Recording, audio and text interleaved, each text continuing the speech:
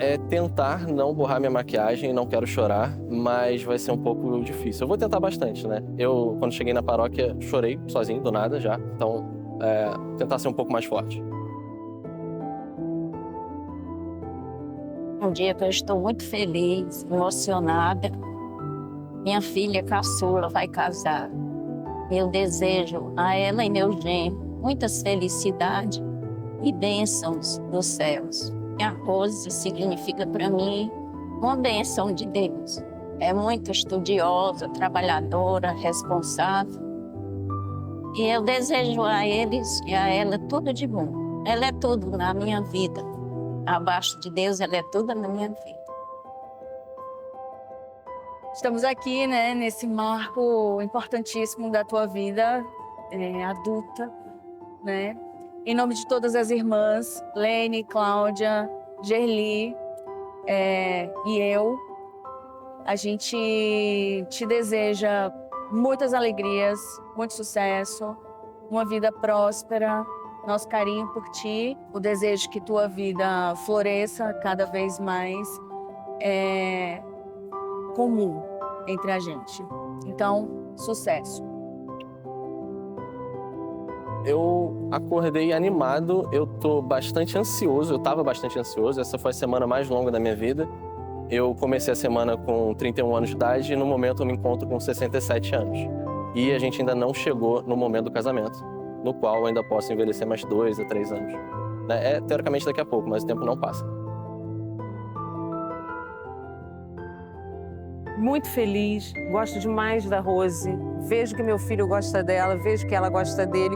E o que a mãe quer mais? É isso, é o filho feliz, amando e sendo amado. Então, assim, fico feliz. Ao mesmo tempo, dá uma tristeza, porque parece que é um fim de fase, sabe? Vamos passar por uma outra fase. Aí dá sempre um frio na barriga. Mãe tá aqui, conta comigo. Sempre tive no gargarejo, vou continuar no gargarejo. Depois com os meus netos e agora com a Rose, que eu não tenho nora, eu tenho mais uma filha. Então, assim, é com esse sentimento de família, de muito amor e de contem comigo, que eu tô aqui. Filho.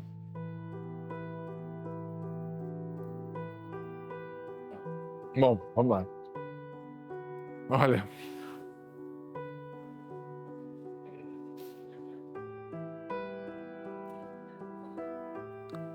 Olha, parabéns, né? Tá chegando nessa etapa. Tá cumprindo aí uma vontade que você sempre teve. Tá fazendo seus sonhos se realizar. Tá seguindo o seu caminho. Tá conseguindo ser uma pessoa ainda melhor. Tá crescendo, tá evoluindo. Tô feliz com isso. Meu coração tá em paz. É bonito você querer casar, encontrar uma pessoa, compartilhar a vida, né? Ser para ela aquele ombro, aquela força, ter nela todo o carinho e a ajuda que você precisa também. Como eu sempre disse para você, o pai está aqui para ajudar.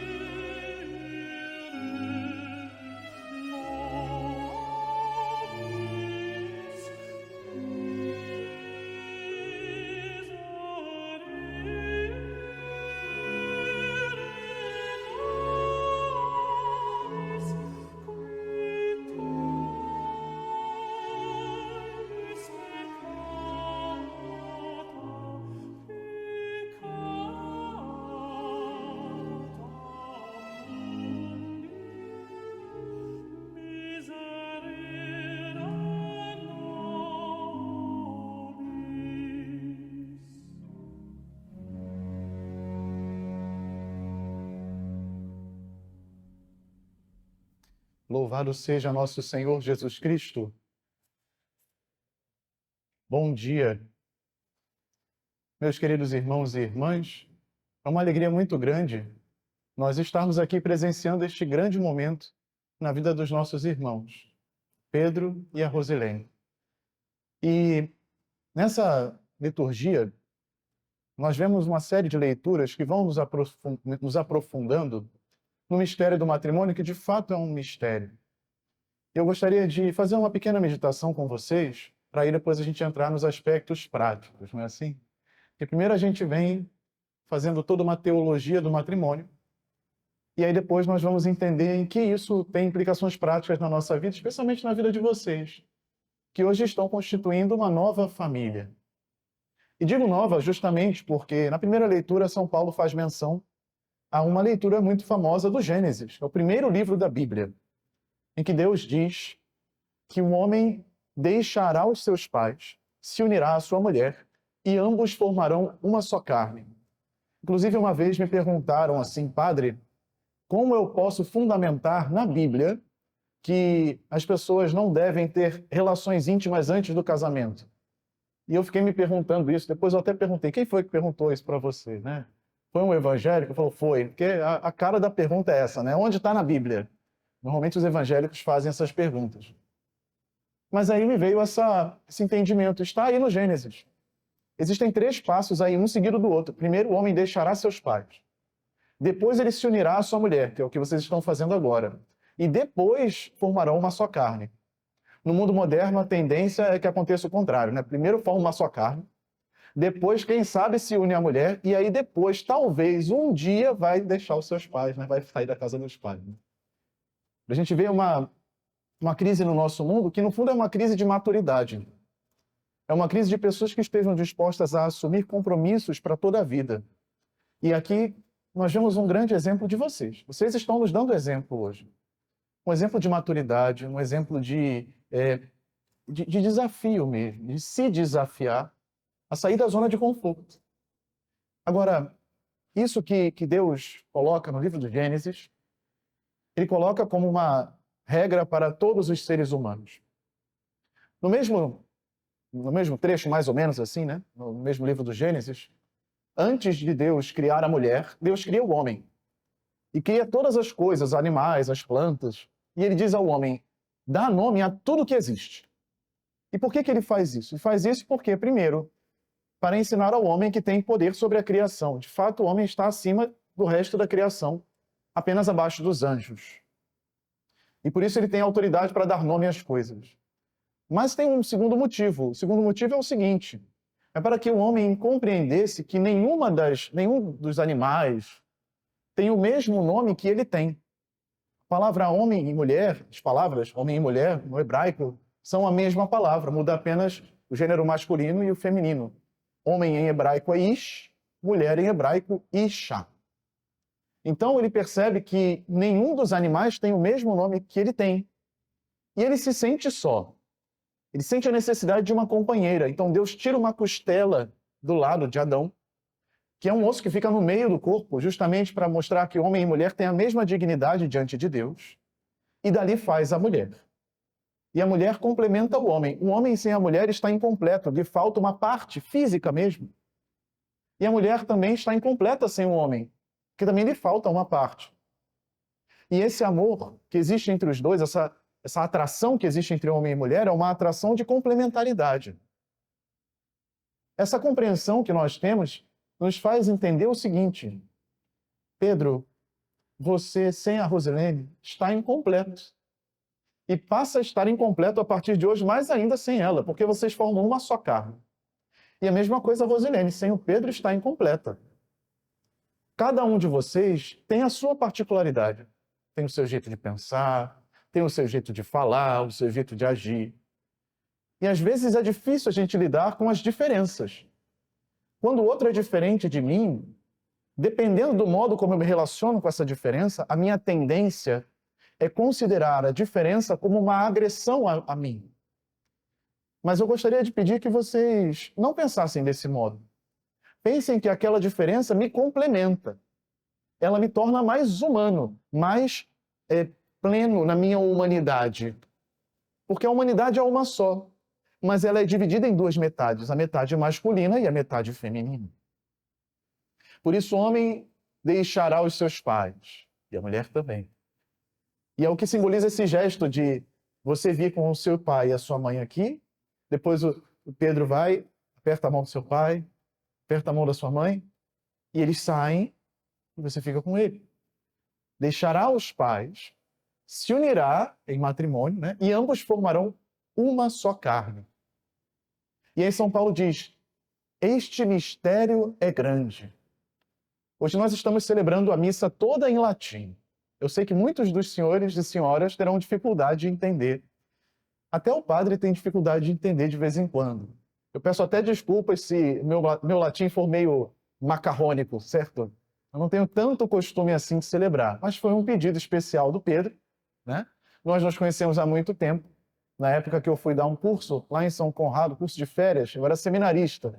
Eu conheci alguns outros aqui que estão aqui também, e nós fizemos uma amizade. E ele falou para mim, Douglas, na época eu era seminarista, né? Douglas, você vai celebrar o meu casamento.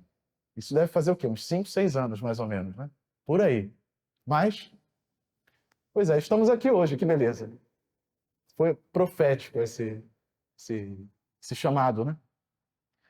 Mas entendam que quando São Paulo diz este mistério é grande, aproveitando que nós estamos falando em latim aqui, em latim fica hoc sacramentum magnum. Porque mistério em latim é sacramento. E o que é um sacramento? Não é mais somente uma realidade natural. Porque quando o homem e a mulher são criados por Deus, eles naturalmente têm esse amor de complementaridade. Agora, quando Jesus Cristo nos recria com a sua graça, através do batismo, esse amor natural se sobrenaturaliza. Ele se transforma num amor sobrenatural. Por isso que vocês precisam rezar juntos. Vocês precisam se santificar juntos. Por isso que o matrimônio não acontece em qualquer lugar, ele acontece dentro da igreja. É porque agora não é mais simplesmente uma tendência natural da humanidade, mas é um caminho de santificação. É uma vocação sublime. É um sacramento, é um mistério. Um mistério insondável do amor de Deus. Não é apenas uma união entre um homem e uma mulher, mas é uma união entre homem, mulher e Deus. E é uma entrega no altar. O altar é o local do sacrifício. Por isso, às vezes, vocês vão entender, vão perceber que o dia a dia vai ser um tanto quanto sacrificante. Mas é assim mesmo. O sacrifício da cruz é isso. É um sacrifício diário. Por isso que São Paulo coloca suportai-vos uns aos outros. Essa palavra suportai-vos, às vezes a nossa percepção é de aguentai-vos, mas não é isso não. Suportar significa ser suporte. Quando nós olhamos essa igreja aqui construída, nós vemos várias colunas, né? E é fácil de ver porque ela é toda de vidro. Então a gente consegue ver a estrutura bem assim. Imagina se uma dessas colunas rachasse. Talvez quem é engenheiro vai saber melhor, né? Eu acredito que o prédio não ia desabar de uma vez, mas todas as outras colunas iam precisar suportar mais peso por causa daquela que está danificada. E é justamente nesse sentido que São Paulo fala, quando Rosilene estiver fragilizada, prejudicada, Pedro vai precisar suportar um peso um pouco maior. Com uma coluna que sustenta um edifício, que não pode deixar o edifício cair, a mesma coisa. No dia que Pedro estiver fragilizado, passando por dificuldade, estiver carregando o peso da cruz, do trabalho, enfim, Rosilene vai precisar ali ter a força de suportar aquele peso junto com ele, que está fragilizado. Suportai-vos uns aos outros. Como é difícil viver isso na vida a dois, na vida diária, né? É preciso muito abandono, é preciso muita generosidade. E aí São Paulo faz algumas afirmações aqui também que, para o nosso mundo, para o dia de hoje, as pessoas torcem o nariz, não é? Ele diz assim, mulheres, sede submissas aos seus maridos. Eita, torce o nariz. Calma, vamos entender direitinho o que significa isso. Vamos recorrer novamente à língua latina. Hoje o latim está nos ajudando, certo? Porque submisso, ser submisso, é estar submissio, sob a missão. E isso é uma verdade. A mulher deve estar sob a missão do homem. Porque a missão do homem não deve ser cuidar só do trabalho, das suas coisas, do seu, sei lá, do seu time de futebol. Não deve ser só cuidar dos seus afazeres. Não, a missão do homem é cuidar da mulher. E a mulher está sob a missão do homem. E a missão da mulher não é cuidar do homem, não, certo? Porque existe uma tendência natural das mulheres de quererem ser mães. É natural isso. A mulher tem um chamado natural à maternidade. Só que o problema é que se ela começa a cuidar demais do esposo, o esposo deixa de ser esposo e passa a ser filho. E vira, me desculpe assim, vou ser bem sincero com vocês me perdoem, mas ninguém merece um esposo mimado dentro de casa. Não é verdade? Ninguém merece um esposo mimado demais dentro de casa. Porque aí ele já não age mais como esposo, ele age como filho. E a mulher já não age mais como esposa, ela age como mãe. E começam os problemas e os desequilíbrios daí. Por isso, mulheres estejam sob a missão dos homens. E entendam que a missão deles é cuidar de vocês. Não é que vocês não possam cuidar deles, mas tomem cuidado para não mimá-los demais. Tomem cuidado. E homens, amem as suas esposas.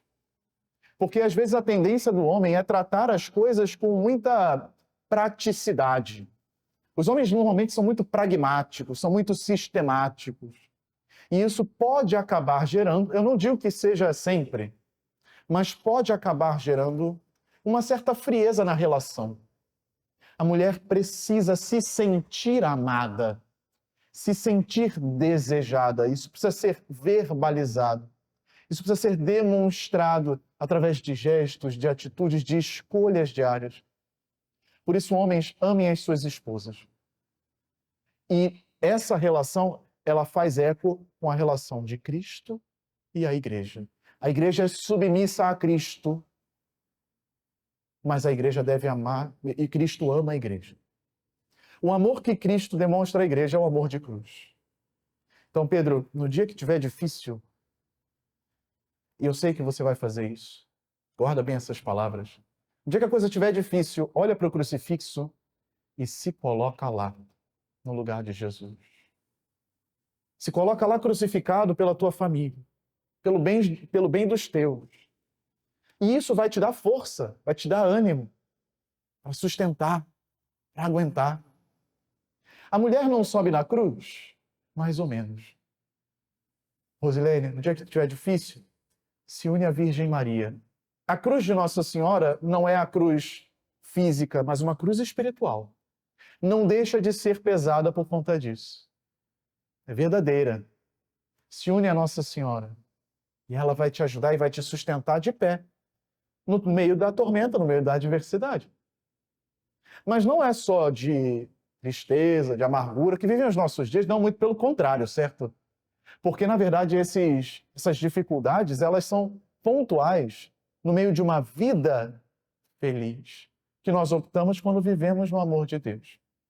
E é isso que simboliza o evangelho de hoje, as bodas de Caná. Quando a Virgem Maria, muito atenta àquela realidade do casamento onde eles estavam, né? Aliás, assim, eu vou abrir um parênteses aqui. Por que será que faltou vinho naquele casamento? Ninguém se pergunta isso. Será que os noivos foram tão descuidados a ponto de não contar o número de convidados que viriam? Ou será que eles só chamaram o pessoal que gostava mesmo de beber e assim, o pessoal que exagerava, né? Eu penso que não. Eu penso que foi o seguinte. Os noivos conheciam Nossa Senhora, né? Então chamaram ela, convidaram ela. E aí é aquilo, a gente sabe como é que é. Vocês passaram por essa experiência há pouco tempo. Fazer lista de convidados é complicado. Porque você chama um, aí você tem que chamar o resto da família junto, né? Chamou a mãe, tem que chamar o filho junto. Então vem Jesus junto. O problema é que Jesus não andava sozinho. Jesus andava com 12 outros homens atrás dele, que normalmente chegavam famintos de um dia de trabalho. Então chegou aqueles 12 apóstolos juntos e acabou o vinho. Lógico que ia acabar. Como é que eu vou imaginar que vão chegar 12 homens com sede? Eu tinha contado o vinho certinho. E aí Nossa Senhora, ela é a primeira a prestar atenção, né? Ela é atenta às nossas necessidades. Ela não fica presa à sua individualidade.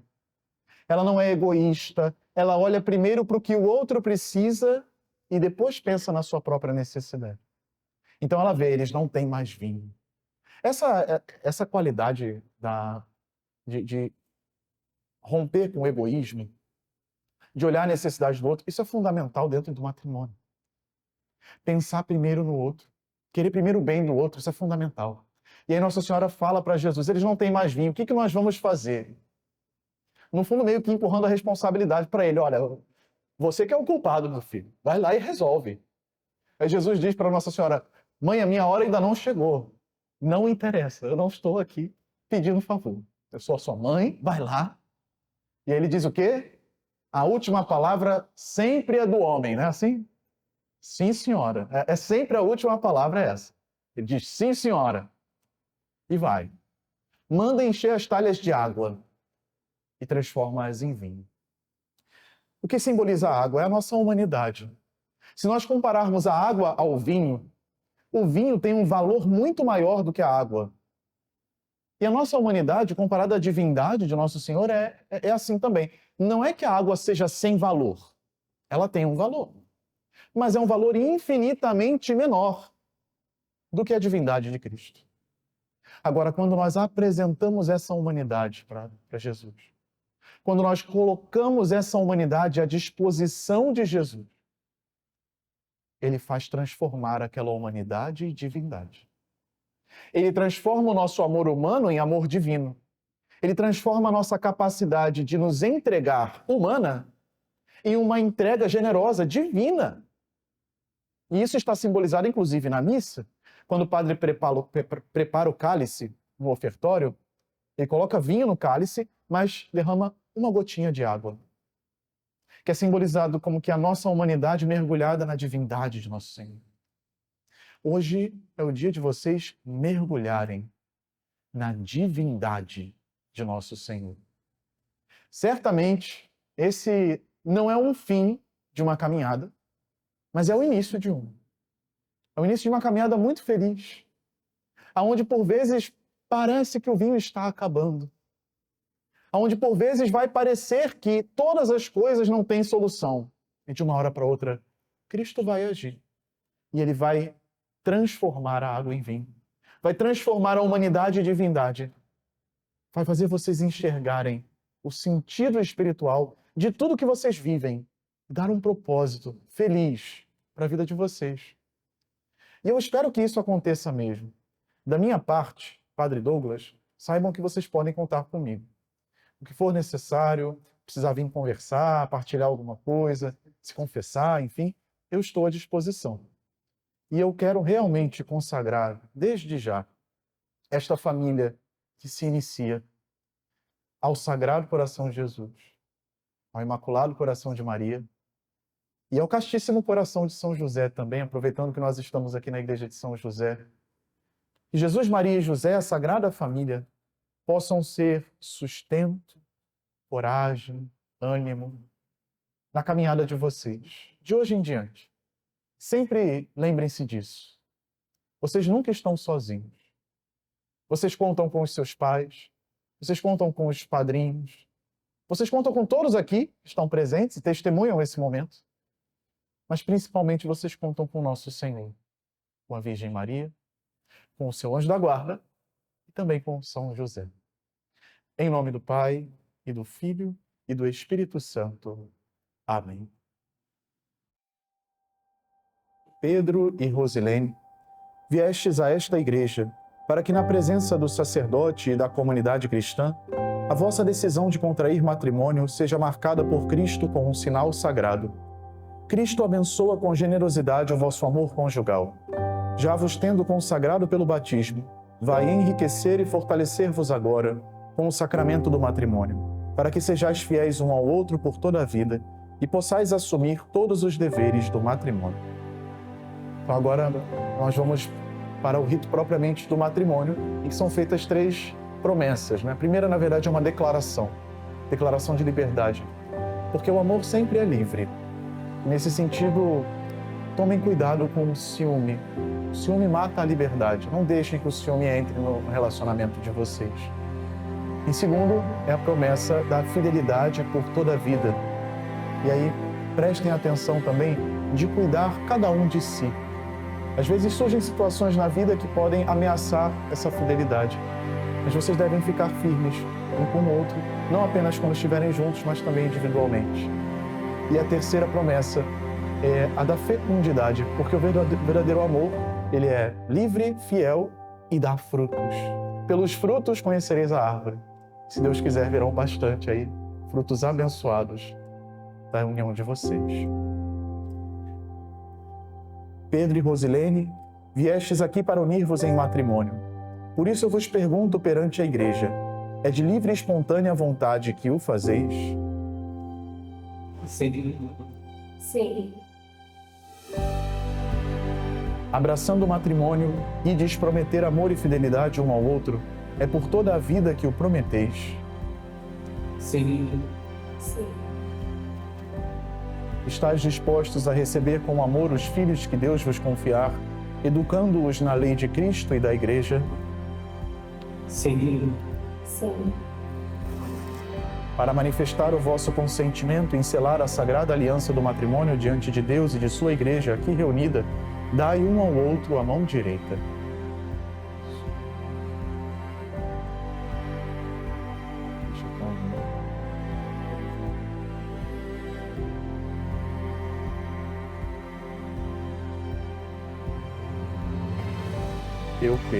Eu, Pedro, te recebo, Rosilene, Te recebo, Rosilene, por minha esposa, por minha esposa, e te prometo ser fiel, e te prometo ser fiel, amar-te e respeitar-te, amar-te e respeitar-te, na alegria e na tristeza, na alegria e na tristeza, na saúde e na doença, na saúde e na doença, todos os dias da nossa vida. todos os dias da nossa vida.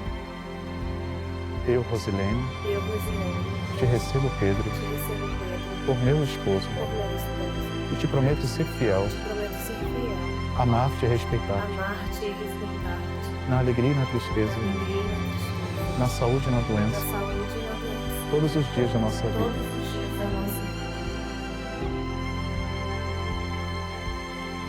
Deus confirme este compromisso que manifestastes perante a Igreja e derrame sobre vós as suas bênçãos. Ninguém separe o que Deus uniu. Amém. Bendigamos ao Senhor, graças a Deus. Agora vamos acompanhar a entrada das alianças.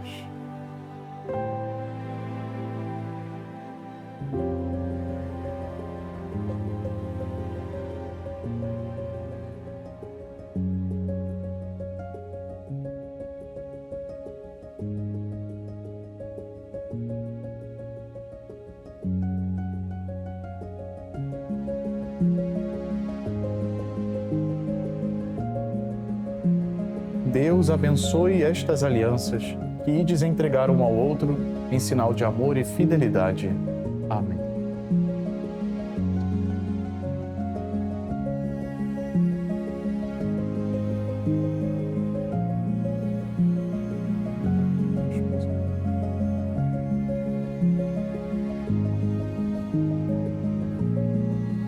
Não coloca agora, mas já faz a mãozinha como se já fosse colocar.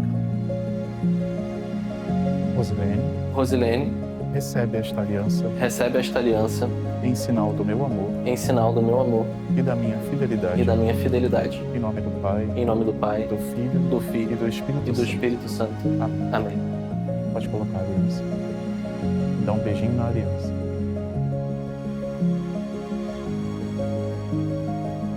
Mesma coisa. Pedro, Pedro, recebe esta aliança recebe esta aliança em sinal do meu amor em sinal do meu amor e da minha e da fidelidade. minha fidelidade. Em nome do Em Pai, nome do Pai, e do Filho e do Filho, e do Espírito e do Santo. Espírito Santo. Amém. Amém. Pode colocar a aliança. Dá um beijinho na aliança.